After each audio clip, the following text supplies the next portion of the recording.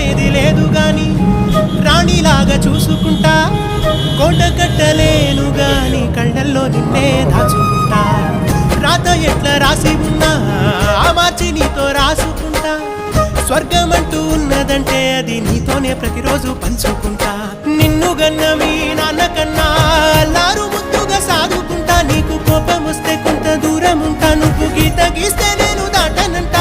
కంట నీరు కంటి రెప్ప దాటకుండా కాటుకై కావాలుంటా.